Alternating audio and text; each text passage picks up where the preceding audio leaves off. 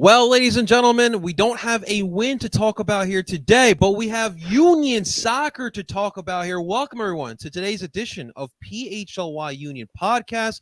No Renee here today. Of course, I'm your host, JP Zapata, and I'm super honored, super blessed to introduce our co-host here today, our honorary co-host. Please welcome on in. He's been making a name for himself on Instagram. If you know him on IG as We the Union, he's here live. Please welcome my buddy, Mr. Gabe. Gabe, what's up, brother? JP, How you baby. feeling? JP, thank you, my friend, for having me on. What an introduction, too. I don't know if I'm deserving of that, but I will take that, man. Thank you so much for having me today. Love what you're doing, brother. I appreciate that. Now, man, you have been killing it, giving the Union fans exactly what they need. And here at PHLY Union, we are all about that. Getting the Union fans, especially what they do need here, man. But listen, Gabe, this is the first time you've been on the show. It's truly an honor having you on here, man. Just tell us a little bit about We the Union, yourself, and what you do covering the Philadelphia U.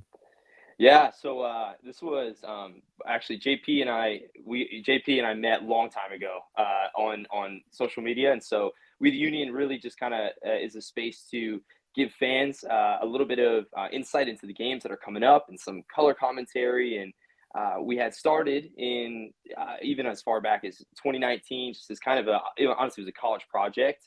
I was in school for digital journalism, and it was a seasonal thing, and then it went away, and then this year we revived it, and then suddenly there was a whole new space and people who were interested in talking about our team. And so we do match coverages, we do some analysis, we do transfer rumors and transfer potentials and all these things, just kind of giving people a space to love the team, to talk about the team, sometimes to, in this case, vent, rant a little bit, get some steam out. But ultimately love the Union the best we can, and we do that all through Instagram and now Twitter. And so it's been great. Started it back up again in the beginning of March, and it just has been an awesome time for to meet some new friends, some new fans, and to love this team well, man. It's been great.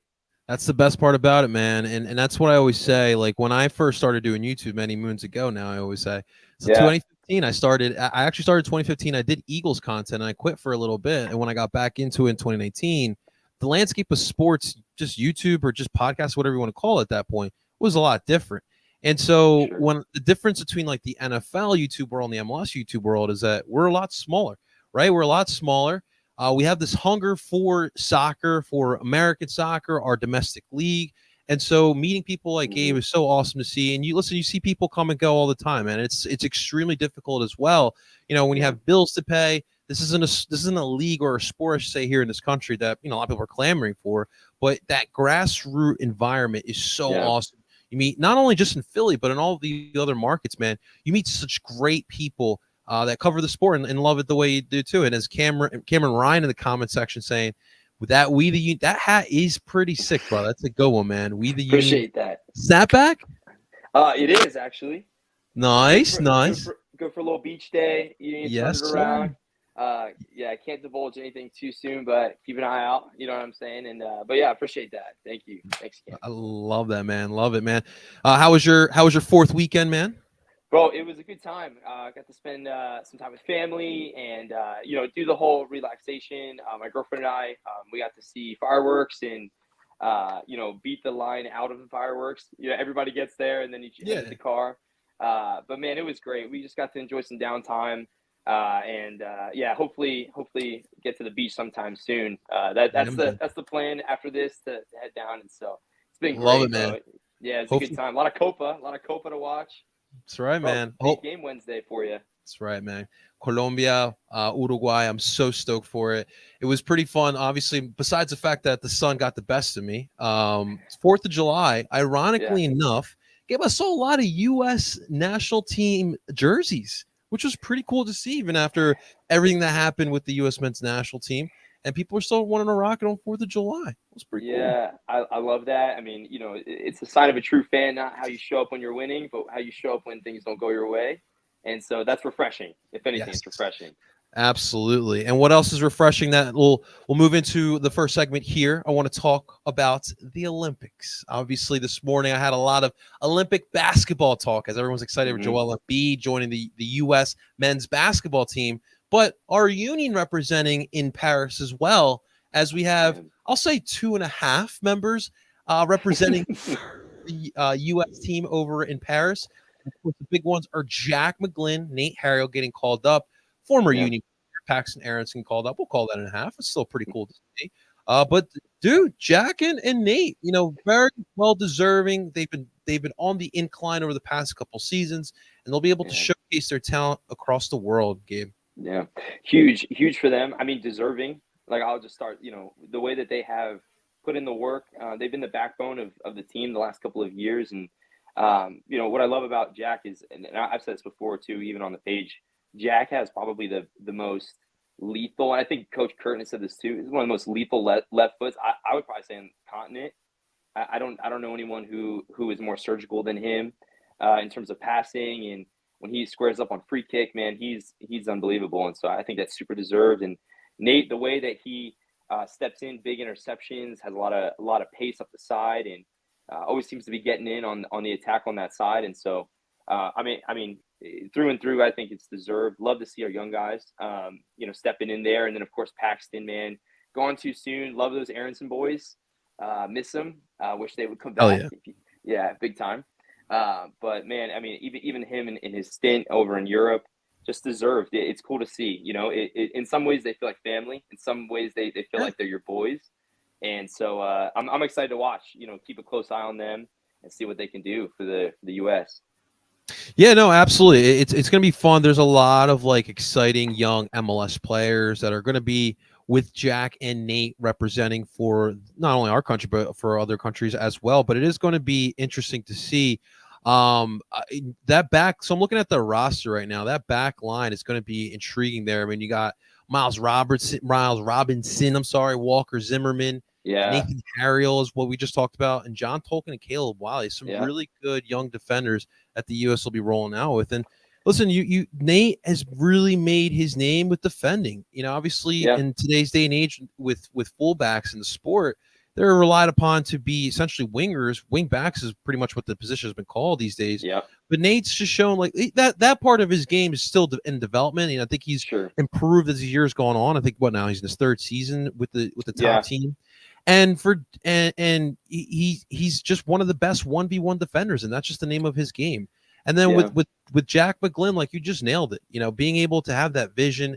Honestly, like it's so hard to have a kid that young with the vision and the touch that he has on that ball. It's Mm-hmm. extremely impressive in what he can do, and especially like just opening up the game, right? Like obviously in today's day and age, everyone wants to be quick. It's short passes, right? But when you have like Jack, who kind of it feels like an old school regista, everyone likes to compare it Yes. to Andrea Pirlo, but it's the fact that Jack can create a play from 20 yards, 30 yards behind. Yep. And you don't really see that a lot these days in soccer in general. So he's kind of in Yeah. that old school mentality. So it'll be really cool seeing both these guys represent.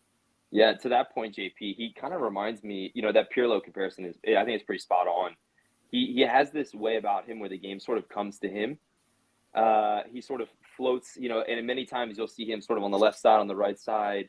He seems to have that permission from coach to sort of be where he needs to be in the moment. Almost Kevin De Bruyne-esque with Man City, sort of how he, sort of facilitates. And I love that about him. I think it's refreshing to watch. He doesn't seem to force things into happening. He kind of lets the game roll to him, and then he doesn't have to either. His skill set, to your point, is short range. It could be long range, and so there could be a play developing out in front of him 25 yards in advance, and he's gonna find him, And so, of course, it relies on like we've seen this year, the finishing at times. His assist column could be through the roof, and so I love that though. I love what he's doing, and I think it's gonna be fun to watch him. I really do. Absolutely, man. Listen, still 21 years old, just got to get a little stronger. Yeah, Obviously, speed is what it is, but he's an extremely smart player, and just the yeah, physicality. He's been more willing to be more physical, especially on the ball this season. So we will wait to see. The one thing I will say, I do think that Quinn got robbed. I know Quinn Sullivan, as of late, hasn't been maybe as dominant as he was earlier on the season. But I mean, when I was when you just look at some of the rosters as far as the forwards go, obviously Paxton, Taylor Booth, Duncan McGuire, Kevin Paredes, and Griffin and Yao. So for me personally, I mean, this is honestly a great debate. And the thing is too, probably what hurts him maybe is the position. We don't know what position he is. Still really young as well. He seems this year to play better as a shuttle midfielder, as kind of like that 8 type of position. We've seen him play as a forward throughout his time here with the Union. But if I have to be honest, and I have to be a little bit of a homer, I'm going to make my case for Quinn Sullivan, and I definitely think that he's someone that should be on this roster heading to Paris as well. Yeah, I'd be curious to see how many names were in front of him. You know, like how far off did he miss? If we could ever sneak in there, I think you may have nailed it there too. There's been times where we've used him sort of in the center forward role. There's been times where he's kind of sat as like a almost like a 10 at times, or like a winger. And so I wonder if it's a system thing for what they're going for. I'm not super familiar with the games of some of the other forwards who made that list. But I will say, you know, I would be curious just to kind of see, you know, what that would have looked like and how close he was. I think production wise, he's a creative playmaker. I love just seeing him off the bench in the game against Red Bulls. I thought he has a spark in him. He seems to not really be afraid dribbling past people, and maybe they feel like they've got some guys who can do it to the same extent, or you know whatever. But yeah, I would have been curious just to see what were the margins, you know, for him and just missing out on it. Well, I'll show you here. So here is the roster for Paris. So if you're looking at the midfielders, which by the way, I for the longest time I've been the biggest Gianluca Busio hater. I thought he was overrated at that back then before he got sold to Venezia, and maybe a little bit now as well. I haven't watched Busio with Venezia. I'll be honest with you, but when he was at SKC, I thought he was really overrated. But Gianluca Busio, Benjamin Kramache, Jordi Mihalovic, Jack McGlynn, and Tanner Tessman were the midfielders. Again, at this point of his career, I think he's more suited as a midfielder. Obviously, with the U.S. men's national team, I do believe, I'll double check, and you guys can correct me in the comment section if you'd like. I do believe they run that 4-3-3, which obviously changes things up a little bit because I do believe Quinn, overall, I think Quinn's best position is as a winger, but obviously we don't really run with wingers. But if we're talking about a set 4-4-2, 4-4-2-9, whatever it may be, I like him more as an 8 type of midfielder. But it's interesting to see who got put in over Quinn Sullivan there.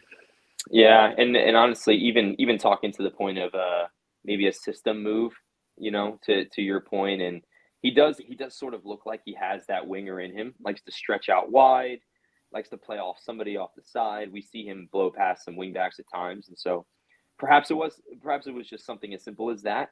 I do think there are moments where I've seen flashes of what he could be. I think the potential for him is pretty high. Like I'll say that. And perhaps, you know, maybe the finishing or lack thereof could contribute in some instances, maybe. But I could see a system move being that, or even just to get snubbed and not even be on the bench.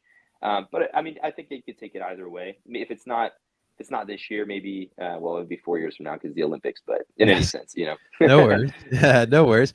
Ron, we have Ryan Hartnett in the chat. I appreciate you, Ryan. Stay tuned because that's actually going to be one of the points we're going to talk about. So stay tuned for that, Ryan. I appreciate that comment, though. We got our dear friend Jillian. Jill, what's going on, girl? Hope you had a great 4th weekend. Would have loved it for Quinn, but I'm missing those chances. He still has a lot of room to grow. And she also states, part of the problem is Dev Quinn playing out of his natural position, out of necessity. Yeah, I'm hit on that as well. It's more than likely that type of instance is that, listen, we just don't have a position. We don't really know what position you are either, so it kind of hurts too. But we will definitely wait to see what happens there, man. But it should be very, very interesting. But we're going to talk, guys. We're going to talk about the last week's matches. Definitely a lot to talk about, a lot to break down. But real quick, I want to talk about our friends over at Coors Light, ladies and gents, because, guys, as we all know, number one, with the Union, the climate with them is hot right now. We're not happy with what's going on the pitch. And also, too, it's freaking hot outside, guys. It is so hot. You guys see my skin right now? It's from the sun, right? So with all that going on, all this heat, guys, we just need to sit back, relax, and just chill with our friends over at Coors Light. This past weekend was a big drinking weekend, especially for myself. I know for a lot of you guys as well. I needed a little break. I needed something a little lighter, a little more refreshing. So I decided to go with a Coors Light, guys. Sitting back on the Jersey Shore beach, watching the waves just crash. the view, the skyline of Atlantic City and the Coors Light with the cold mountains on the can, it just added to the whole aesthetic of my whole weekend, guys. All right. And so when the mountains turn blue, it's as cold as the Rockies. Coors Light is cold lagered, cold filtered, and cold packaged for a much more smoother finish. And when you embrace that chill mindset, it's a good time to choose chill. And I wish I had a can right now. Crack open that Coors Light. All right. Coors Light is a mountain cold refreshment, crisp and refreshing as the Colorado Rockies, or the Wissahickon Rockies, as I like to say as well, because this is Philly, ladies and gentlemen. But we love our friends over at Coors Light. And make the most out of the time you choose to chill. Choose Coors Light. And best part right now, you don't have to run to the beer store or that liquor store. You can get delivered to your front step today. All you got to do is go to CoorsLight.com/PHLY soccer. You'll get it delivered straight to your doorstep with Instacart. And again, that's CoorsLight.com/PHLY soccer. Celebrate responsibly. Coors Brewing Company, Golden, Colorado. And listen, if you're someone like my brother-in-law who's, listen, we're all drinking around the backyard.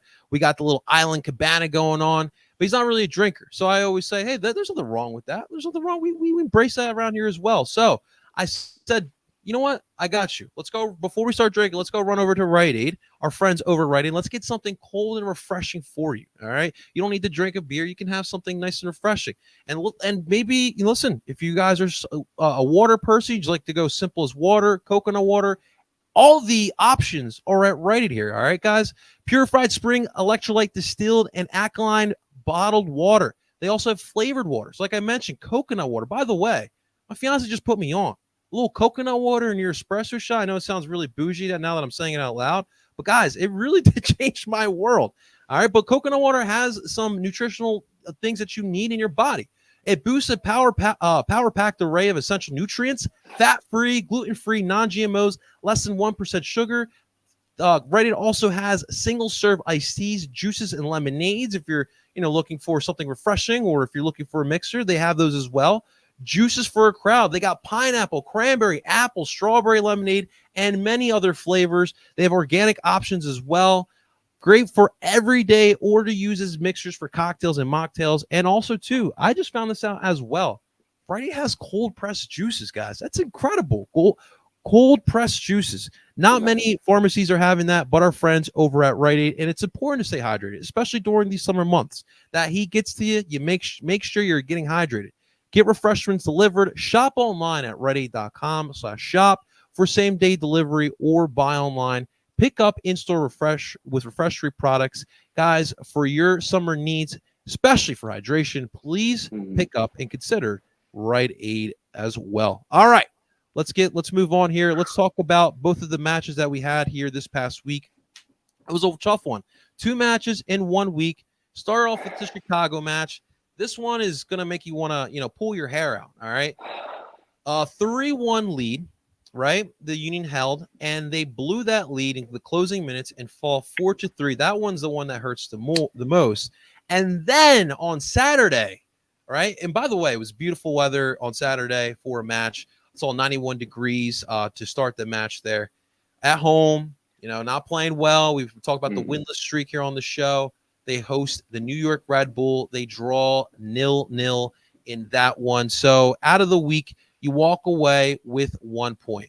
Now let's start with the fire match, right, Gabe? Because, dude, I know we've been struggling, right? Like, we all know we've been struggling. There's nothing more frustrating than holding a 3-1 lead and then just blowing it. Like, we understand we're missing players through injuries, through call-ups internationally, but you have a 3-1 lead. We have to hold it. It's just so frustrating, man. Yeah, well, you nailed it right on the head, bro. The 3-1. If you were taking a poll in the 82nd minute from anybody else except for maybe pessimistic Union fans at this point in the season, they would think this is in the bag and secured. And is it bad to say that after the first one got in, I felt like we lost. Like, the first one snuck in, and I was like, okay. Second one. And you just watched it, and I think it really does speak to some of the when moments like that happen, and even when I played a little bit, you look for somebody on the team to sort of settle the moment down, right? You look for the Ali Bedoya, you look for some veteran to step in and to sort of say, okay, guys, like let's refocus, let's hold it down. And I think sort of as they were panning to the players, even after the second goal when it was tied, you could see that there was defeat written all over. You could see the defeat setting in. You could see that there was a sort of a lack of a leadership role, that somebody step in and say, hey, let's just hunker down, hold it together. And man, it was tough. I think it showed a little bit of a lack of discipline. I think it just was before you lose in the field, I think you lose somewhere between your head and your heart. And they just showed that they got super confident, thinking they can kind of cruise through it. And you're looking to the bench, like, can we put somebody in to stop the bleeding? Can we turn to somebody to make it happen? And I just wasn't there, JP. And so I think that was very difficult.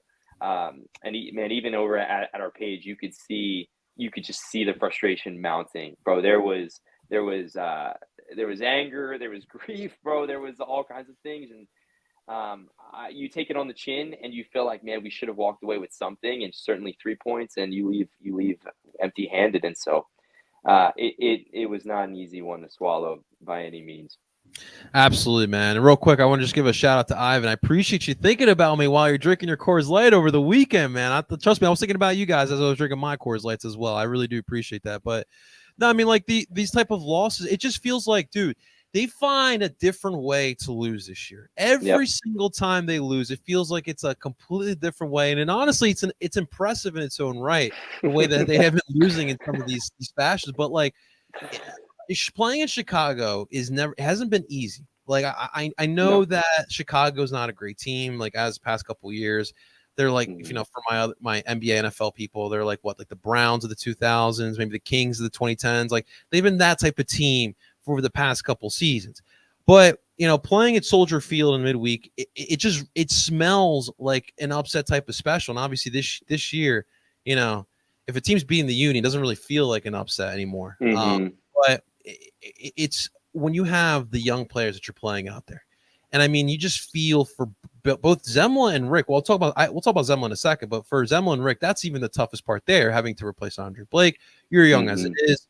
You have a lot of young players in the starting lineup as well in front of you. It's just a recipe for disaster. So when you're talking about blowing a 3-1 lead and you're watching how Chicago is climbing back into the game, dude, they just shot themselves in the foot. And that's what happens when you have a young team. You're always going to go through those growing pains when you have a young team. I mean, I even think back to the 2016, 2017, 2018 years where, your back line, you put in Austin Trussy, Mark McKenzie, two really young center backs, and you had to go through your growing pains at that point too, but it paid off. In this instance, it's not really because, you're playing for the future. It's like, yes, you're a little bit playing for the future, but you just don't have bodies. So you have to use the kids from the future. So it's just extremely frustrating to see how the team just loses games. And honestly, watching that game, you're crossing the 75th minute, across the 80th minute. And at some point, too, and we're not a heavy possession-based team by any chance. You know what I mean? This year, we're really not. We're not at all. Sort of no. And maybe in the past, that was something, past couple of years, definitely, we enjoyed sort of wearing teams down, sort of flirting outside the box in the opponent's 18-yard and just developing something, watching it kind of play out, patient. This was one of those moments where it almost felt like Chicago was baiting us in. Like go ahead and take the ball, because we know that you're going to give it up in your half at some point. And obviously they had a great counterattack goal too for one of them. And it was sort of, to your word, impressive. In one sense, I sort of just shook my head and I was like, man, like it's a byproduct of where we're at in terms of our lack of depth, byproduct in terms of our lack of leadership. Obviously, I think Jillian just, brought it up too. It was a great point, Jill. There's no Blake, there's no Allie, and so you're turning to somebody. And so in me watching it, the only person who I saw get visibly frustrated in a way that it made its way to the rest of the team was Wagner. Kai, you could see it on his face. And one thing I really appreciated about him is, man, he will play the full 90 minutes. And if you said, hey, we have a game starting in another 5, he's like, great, I'm just going to walk over. You know what I mean?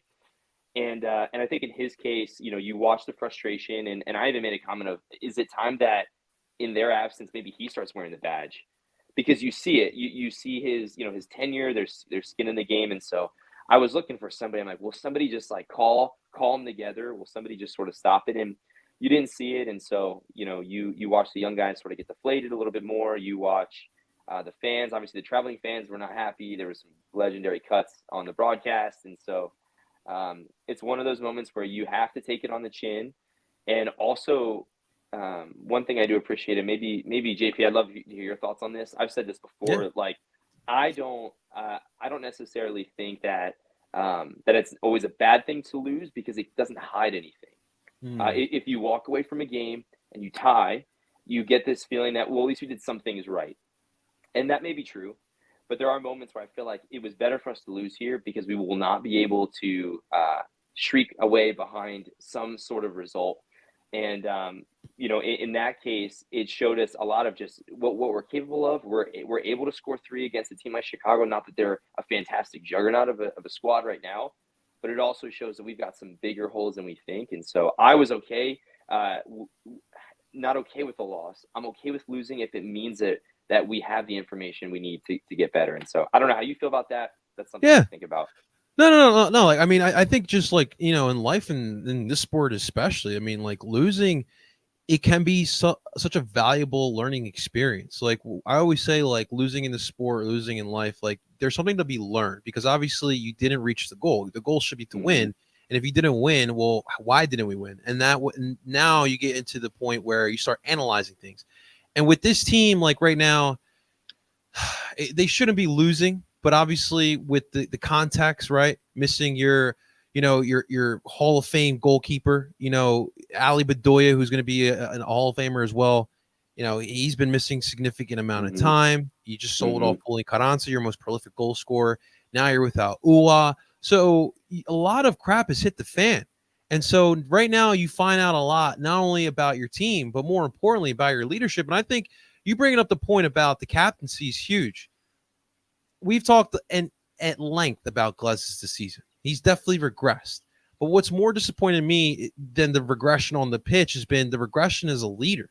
My man is the third in line when it comes to captaincy. It's Ali, it's Andre, it's Glesnes. And when Glesnes is out there on the pitch, you're right. When you're holding that captaincy, and if you don't even have the band, if you're a veteran player, if you just want to step up in that role, you need to be that voice, that presence out there that makes you feel calm. When it's 3-1, it's easy to feel comfortable. But now when it's 3-2, you start feeling a little nervous.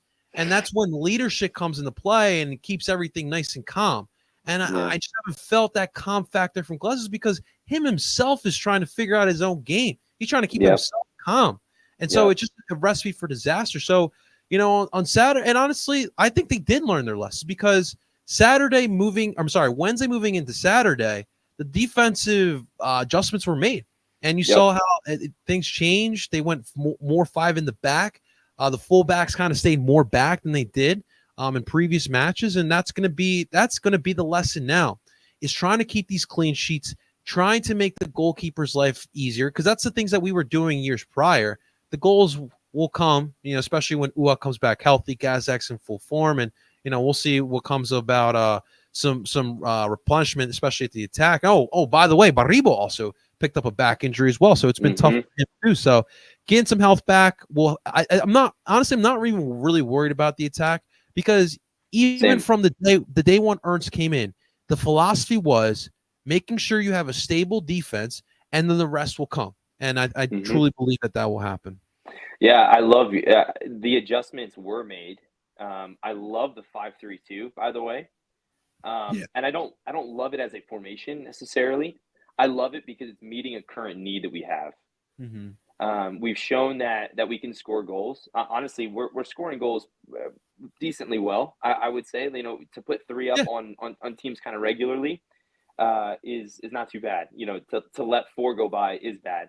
But Saturday, what I loved was, to me, what it shows is Coach Curtin sees it. He's recognizing that, okay, there's something about what's happening that we cannot stop people when we want to stop people, which is uncharacteristic, to your point, of how we've even got to MLS Cup in 2022. We had an incredible defense. We were able to shut people down. And so I love that adjustment. And I also like the freedom that it gives Kai to go up the left, knowing that even if he's going to push up, because he's very offensive, Kai is a highly offensive wing back. In the times that he wants to push up, he knows that there's four covering in the back. And in the moments where he plays the ball in, it gets deflected, and suddenly there's a counter going the other way, we're covered. And so I liked that. I thought that was great. And I recognize that Red Bulls was obviously a little, broken up. They had some injuries. They have some players out. But I liked the fact that we could see it through. That was a big deal to me, that we weren't going to sort of let the stellar performance by a young Rick go out the window late into the game. And so I like those adjustments. I really did. Yeah, Ryan's comment's pretty hilarious here. He says, I blame the return of the center badge. It's giving me 2010's Union PTSD. Dude, could that be? It's funny. It's like every week there's something new. Like our Union fans are coming up with some new superstition. It's Union. It's the Union Yards. It's the Always Sunny in Philadelphia podcast by Kevin Kincaid is no longer running, essentially. So it's that. Like every week we're coming up with something new, and now it's the center badge. Yeah, we're looking for an answer somewhere. I know. Like, can we find it anywhere? And so I haven't personally got to see Union Yards yet, but man, the amount of times that people are like, should I just solve this and take it out? You know what I mean? Like, is there something here? But yeah, no, I can feel that. And Jillian also bringing up Kai too. Like one thing when things aren't going right, sometimes you just need to simplify things, right? And just simplifying it by just getting your responsibility to be just defense may just help in general. I thought Kai and everyone else had a really strong performance. But let's talk about the goalkeeper position. Obviously, Andre, still waiting word. 2 weeks ago, we talked to Jim. There's a possibility he can return to training this week. We'll find out in the presser this week. Hopefully, we'll get some more word on Andre's status. But obviously, there's no secret. We genuinely have missed him. And so right now you had to force two young goalkeepers who probably didn't expect to be playing in this role to play. Mm-hmm. And Oliver Zemla, I feel so bad for this kid because he's shown some promising things in the beginning parts of the season. And it looked like he had some stability at the position. And in the last two starts, it's unfortunate because it's a Chicago match where you blew 3-1, right? It's the Cincinnati match where Oriana hits a midfielder chip. Like it's just so unfortunate. And so now Andrew Rick seems to have the upper hand on Zemla. And I don't know about you, but I think after Wednesday and after Saturday's match, I think Rick is number 2 on the depth chart. Yeah, I would agree. I mean, how could he not be? You watch even to the Cincinnati, man, I had just forgotten about that, and then you brought it back up, and it was like the dagger again. I'm so sorry. Oh my, no, it's fine, bro. I just passed the 5th stage of grief, and then he was like, boom. No, yeah, listen, to your point, they've brought in these guys to fill a hole that I don't know that either one of them can fill. Andre has been incredible. I mean, he's been the keeper of the season. What is it, 3 times, JP? And the intangibles, what he does for captaincy, he's proven himself so strong. And so to bring in Zemla, to bring in Rick, it's asking a lot. And so, and I think the fans get that. I think that is on everyone's mind that you are being compared to somebody who is statistically and consistently great. And what I've seen out of Rick is something I haven't seen out of Zemla. And so for me, I would agree that he should fit into the second spot. And really what that is Rick exudes a little bit of this, like, I'm going to throw it to the wall confidence. I watched him in one-on-one matchups. And so I don't know that I'm super comfortable with him off of corners or set pieces. Obviously in the Chicago game, there was, or not Chicago, the Cincinnati game, there was a moment where he sort of misplayed a ball coming in. And so what I like about Rick is even when he's caught with a center back getting beat or something like that, and you see him take an angle, which forces the attacker on the other team to make a decision sooner than they would have liked to make.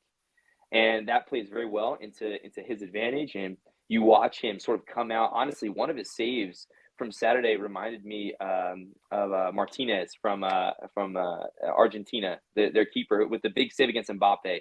Came out as a similar sort of moment. Obviously, the stakes very different, but he's doing his due diligence to make it very difficult for people to count him out. And although when Blake comes back, assuming he's healthy, he will take that spot back, especially with the extension. But I would not be surprised if Zemla finds himself in Union too, and if Rick is the sort of the heir apparent, the incumbent behind him. Yeah, no, I mean it's so unfortunate too. As you know, I think Jillian also nailed it too. Is that it's just fact is Andrew Rick's got more confidence right now. He's playing out there with a little more moxie. He's got a little bit of that dog in him as well, like you mentioned, making some of those big saves too. And even hearing him, and this definitely it bode well to the Union fans. Him saying, I dreamt of playing at Subaru Park as a kid. Like tears, dude, like, bro, tears, literally, because I there's it's I know we all kind of are forgetting, but like we're only like 15 years old as a club, and there are kids. I'm sure you were the same way who watched them as a young one, maybe their dad or whatever, or maybe they just found them themselves. And now they're growing up with the Union as their team. And, I'm sure there's a lot of kids who feel the same way. I want to play for the Union when I grow up. Matt Freese, it's funny that we're talking about these goalkeepers because these goalkeepers essentially are replacing Matt Freese. Matt Freese, he's pictures of the first match at Lincoln Financial Field against DC United back in 2010. And so we're creating this generation of wanting to play for the Union. That's a big part of the academy too, because you look at the big clubs like Liverpool, Man U, with their academies. Those kids grow up like, oh, I want to play for that academy, and that's how you have generations of great players, and that's what we're hoping to do here. But Andrew Rick, right now, it's kind of his job to lose his goalkeeper too. Obviously, we'll wait to see what Andre's status will be going forward. But he has that confidence, and like Jill said, Jim just trusts him more right now. And Jim, when I asked Jim about Oliver Zemla, I didn't feel a lot of confidence from him with Oliver. And so, Andrew, keep doing what you're doing, man. You're doing the right things, and if he keeps this up, he's going to play himself into a role with the squad. Yeah, no, I completely agree, and I like the sort of the pedigree that's set with Blake, and it gives guys like Rick almost a template to follow. The tone has been set. He can come in and do his thing, and they're obviously very different.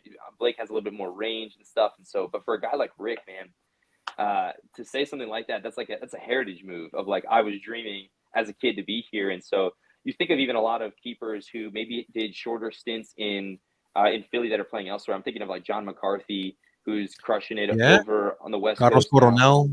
Yeah, that's right. But we see him all the time. I mean, he's and actually. Funny story. I actually met John McCarthy at a Chipotle in Cherry Hill, New Jersey.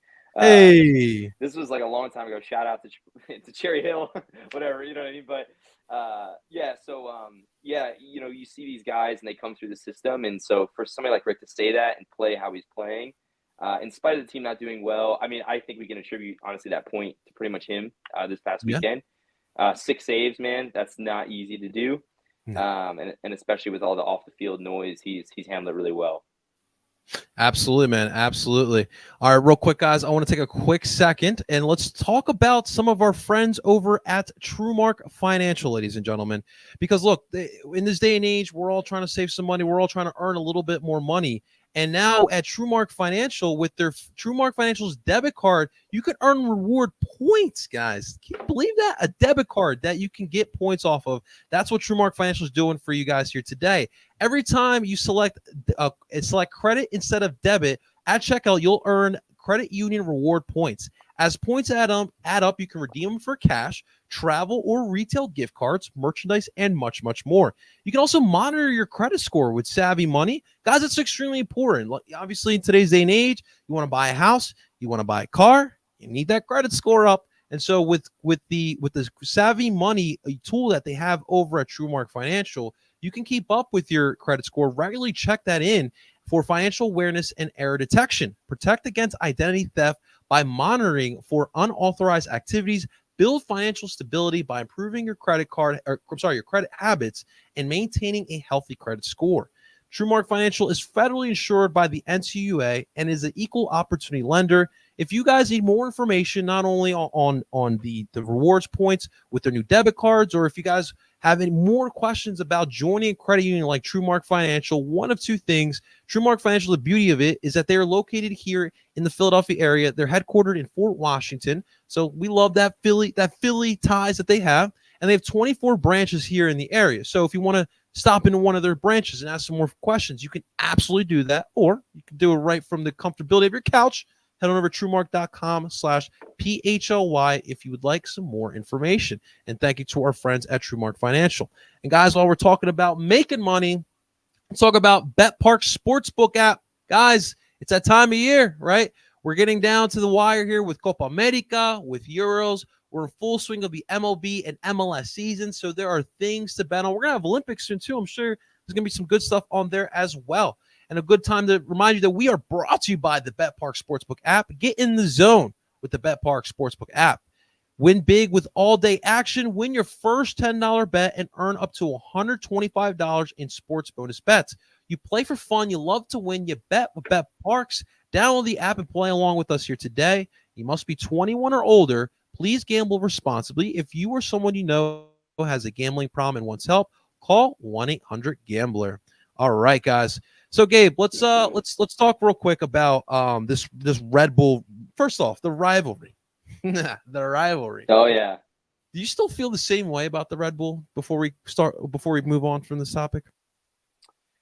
I mean, there's always going to be a little bit of beef there. What I love is that in recent years we've had their number so well, and so I don't really, I don't drink Red Bull out of spite. You know what I mean? Like we're not doing that. We're not doing that. Like I'm not a huge energy drink guy to begin with, but I'm gonna pass. You know what I'm saying? I'm passing every time. Absolutely. It's funny because I think it's so comparable to like Eagles, Cowboys, Eagles, Giants.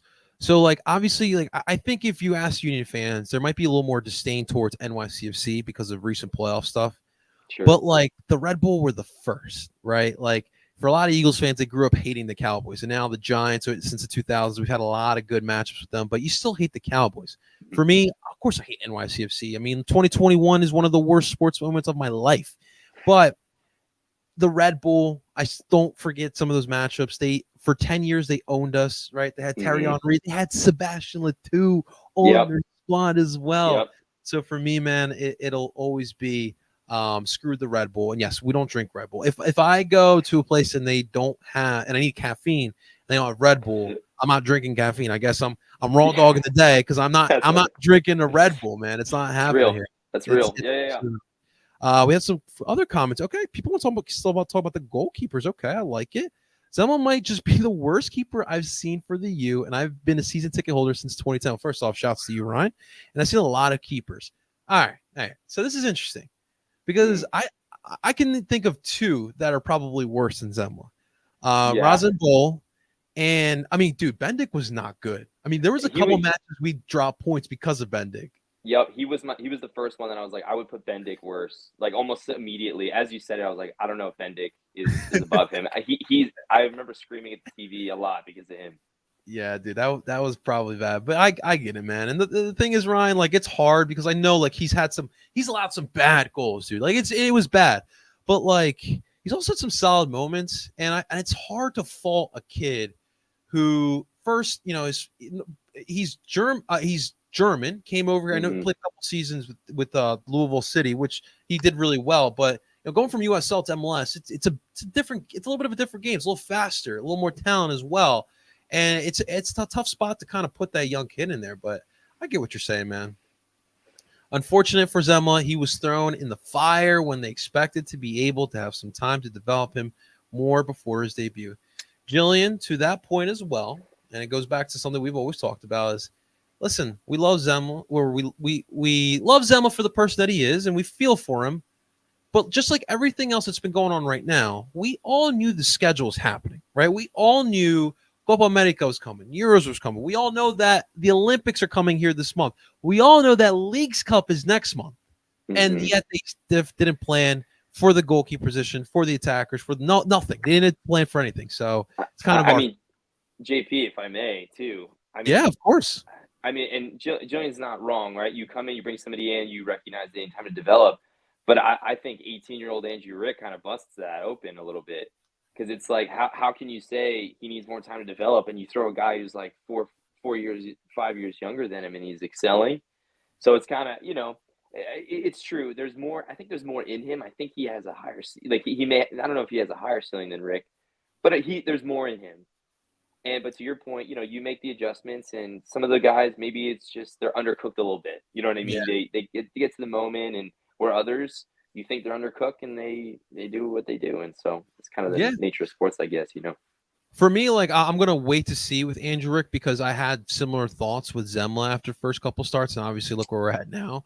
But to your point, and this is what sucks about the workforce environment, which a lot of kids are gonna find out soon, is that it doesn't matter your age, right? It doesn't matter how long you've been with that company, in this case, this club. If you perform, there's a spot for you. And Mm-hmm. so for Oliver, right now his spot is Rick's, right?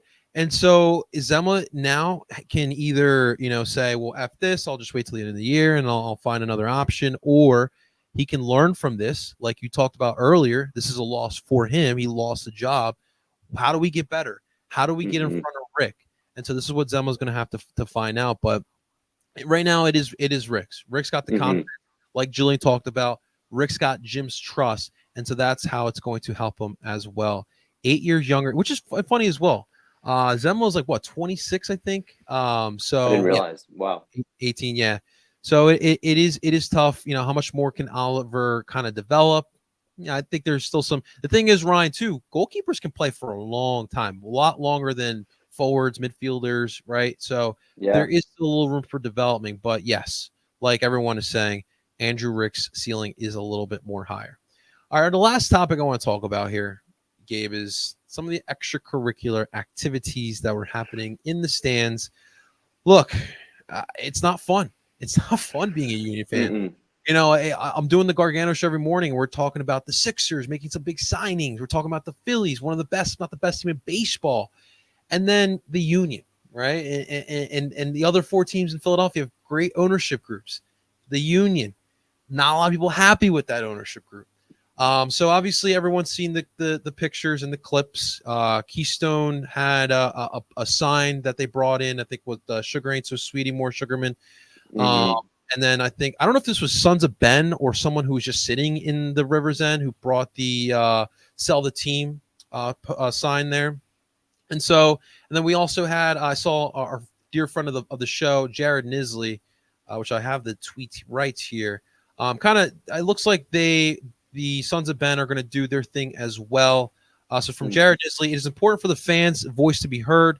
The team is here because of the fans' persistence to bring a team to Philadelphia. To show what things will look like if the fan base is lost, starting today, we are calling for fans to remain silent for the first 5 minutes of every home game representing the current 5-game losing streak.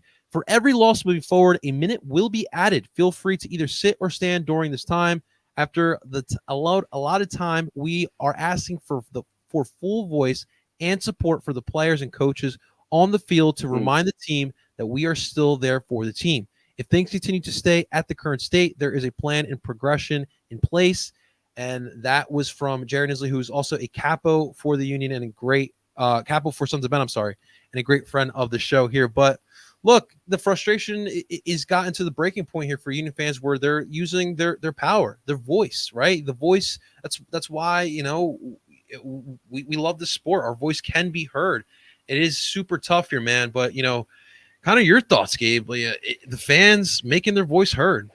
Yeah, I have a lot on this one, but I'll try to condense them sort of down. I don't think that the backlash of this year would be as loud as it is had the expectations not been so high at the beginning of the season. And so, do I think personally that we're at the point to be asking to sell the team? I don't. I really don't. And I know that may be different than maybe what some other people would think, and perhaps maybe I'll get some threats now because of that. But here's why, and I think of it in terms of two other Philadelphia teams, because the city of Philly is through and through on their sports, die hard, and I think of the 2010 Phillies, and I think of the last season Eagles. And when you look at the two teams, you watch. There is a Phillies team who had just won a World Series in 2008, had made it back and lost to the Yankees, right? They found themselves at a scenario where they were having to decide what moves to make to either completely rebuild, which man, that was a tough decade, bro. That was a long decade. Oh yeah. And so you pivot to either to rebuild or to what I call like reload, or you go out, you splash, and you try to be competitive again, which I feel like is what really last season Eagles did. We made it in 2023 to the Super Bowl, and we lose to the Chiefs, which controversial, but we'll leave it there. And then what happens is Howie makes a decision to reload, and so I think we're 2 years removed from an MLS Cup. We've been consistently in the playoffs for the last couple of years. I think that I'm in a sort of a holding position of wait and see. We are vocalizing. There is fan bases who are very frustrated and are calling for some decisions, for change to be made, right? But here's my thing: if this is something that can be solved with one or two stellar signings to establish sort of the excitement, the connection between organization and fan base. If it's one or two players away, I don't think we call for a sell. I think we just call for the decision to something to be changed. I will say the Apple or whoever was doing the coverage on Saturday did say something that I thought was interesting. They said that Coach Curtin, that Jim is sort of a victim of his own like stewarding. He has pulled the best out of very little at times and has made them a competitive team. And not to say there wasn't some amazing signings or not even signings, I guess more so academy products and the Aaronsons and the Mark McKenzies, all of that. I think that we are in a position now where 15 years in, the amount of times we've been in the playoffs, we have to keep that in mind. There are teams that struggle decades on decades. So I think that something needs to happen. Absolutely. But I don't know that it's at the point yet to call for something like that in terms of because let's be honest, selling of a team could mean a lot of things. That could mean relocation in some sports. That means you pick up and you're suddenly in, whatever, San Francisco, you know what I mean? Or whatever. And so not that would happen, but I think for right now where I'm at is there's definitely a call that something needs to change. But if it's the kind of change that two or three really good players could alter and put us back in a position, then I think we should sort of just sit and wait and see. If two windows goes by, nothing happens, we're still losing, then I'm like, okay, let's change this thing around. Yeah, dude. I mean, like selling the team, like I know it's just like 3 words, but guys, that's like a big deal. Selling this is a whole organization, I know these are clubs, but this is a franchise essentially, and you sell it away, like that is a lot. But what I will say to this is that there's a reason why we live in this country: the freedom of speech. Every fan has every right to talk about what they feel. If that's how they truly feel, that is their right. They should be allowed to do that. Sure. Do I necessarily agree? No. And I think you brought up the point. The moves that they made, yes, were head scratching. And I'll break that down in a second. But the fact is that this is like our first year where we've dealt with some serious frustrations in like 5 years, maybe 6 years, if that, right? So like it's been a while since we've been in this type of point. Like the Chicago Fire, that's a club that should be saying sell the team 120,000%. The San Jose Earthquakes, you guys should get together and ask to sell the team. Maybe FC Dallas in a little bit, right? Because they've been more stagnant than we have over the past couple of years. But for me personally, why I kind of sympathize with these fans is that, look, you said it. 2 years ago, we were in the MLS Cup final. And you still, after that year, were one of the best teams, not the best team on paper in the Eastern Conference. But you saw what happened in the MLS Cup final. I mean, the individuals stepped up and made the big plays. You got Gareth Bale, which, by the way, I mean, only the big European teams, that only happens to them. So that's still a pretty cool feat that you got Gareth Bale to the MLS Cup final. But I digress. A superstar player got the best of you. And you're still building this team around the whole money ball in the soccer world. And although they built a really strong core, that was it. Yep. And then after last season, the Cincinnati loss, the fact that they thought that, hey, this team, the way it's constructed, is still good enough for this year, that to me was a significant flaw in just the negotiations, the front office, whatever you want to call it, for the Philadelphia Union. Because you still needed to add on to that team. I still think that after 2022, you should have still added 1 or 2 pieces. And by the way, the two big pieces that you lost up to 22, Corey Burke and Paxton Aronson, we still are feeling those losses. Even 2 years later, you're feeling the losses of Burke and Paxton Aronson. So the frustration with the club not taking advantage of a championship, a legitimate, not like a hope. You legitimately had a shot of winning an MLS Cup, and yet they said that we're good. We'll run the same team. We'll keep some spots open for the young kids, which is another flaw in mentality as well. If a kid is not ready, he's not ready. You need to fill that position right now. And look at right now, you don't have depth.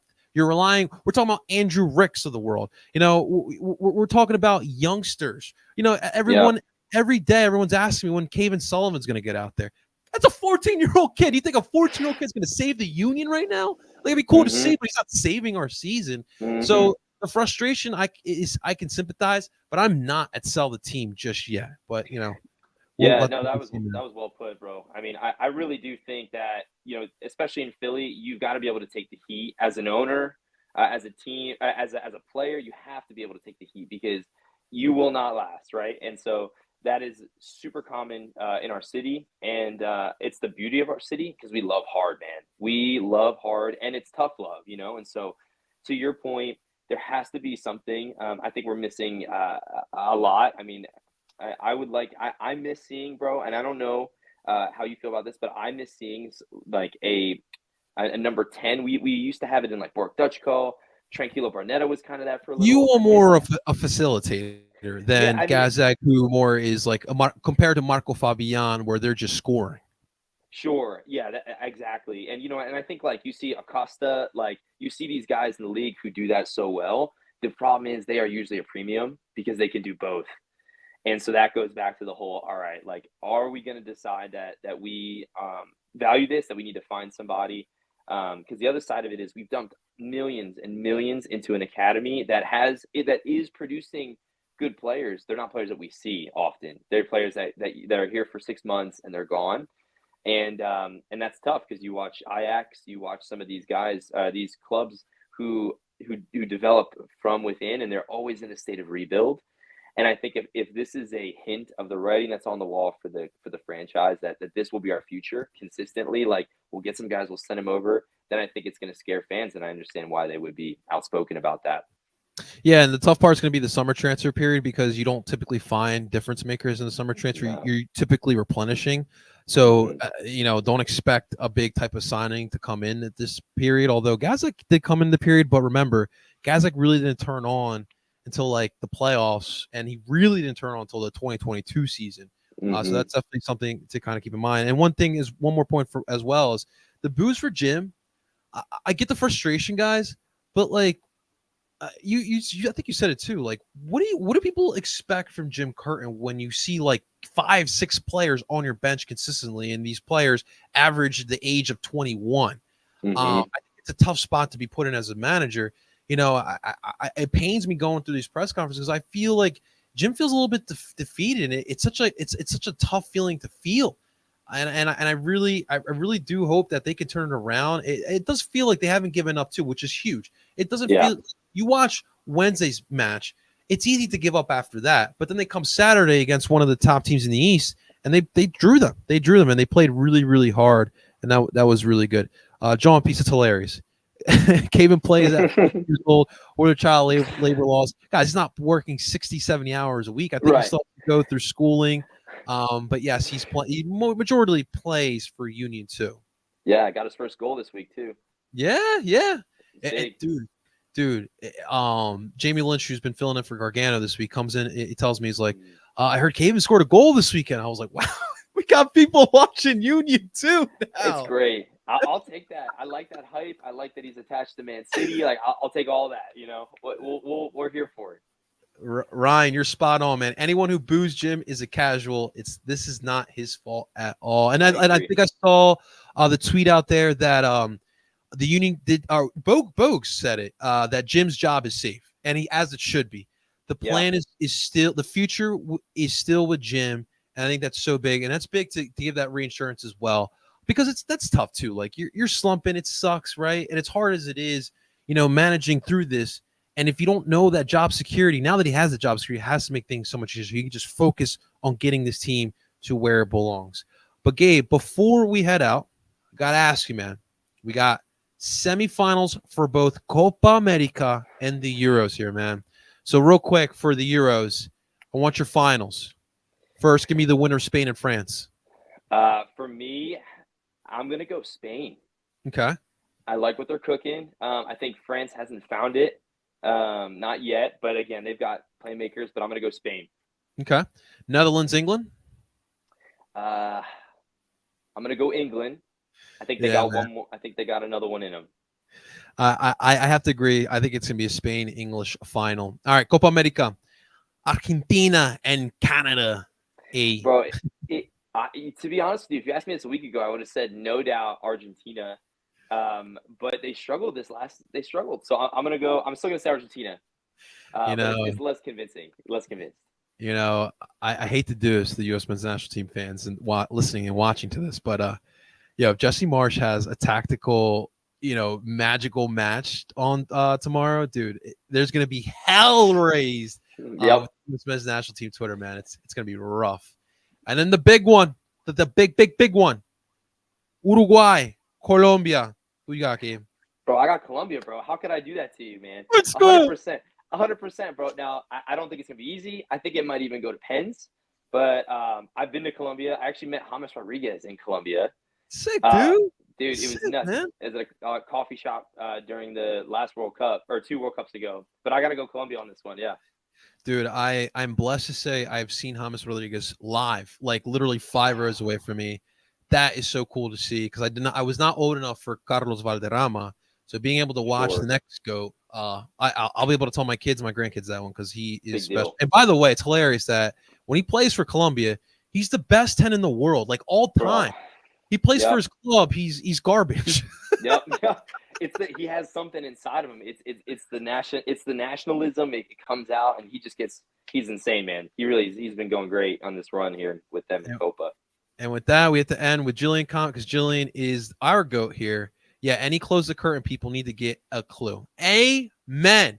That was a clever yet terrible hashtag, by the way, Jillian. Hashtag close the curtain. We're done with that. All right, Gabe, listen, that's going to do it for this edition, man. Dude, shouts to you. A big shout out to Gabe from We the Union. You see the merch on his head, man. Dude, you've been killing it. This was a lot of fun over this past hour. So before we head out, let the people know where they can find your great work, brother. Oh, appreciate that, man. Yeah, on Instagram and on X, we're there at We the Union with 2 N's. You'll find us there, and we'd love to have you join in the conversation and love the team. And JP, man, love what you guys are doing. Keep up the good work, bro. And thanks again, man. Thanks for having me. Appreciate that. Absolutely, man. Big thanks to Gabe. We really appreciate it. We'll have Renee back for the next one. We'll keep an eye out. We're working on a preview show, but we'll keep you guys posted on that one. All right, guys. So, guys, thanks again. Make sure you guys hit that like button. We appreciate it. Make sure you guys are subscribed. Find us wherever you stream podcasts under PHLY Union Podcast, Apple, Google, Spotify, you name it. Until next time, that is Gabe. I go by the name of JP Zapata. I'm telling you guys to enjoy the rest of your day. Doop on, ladies and gentlemen. We all silly like the mayor.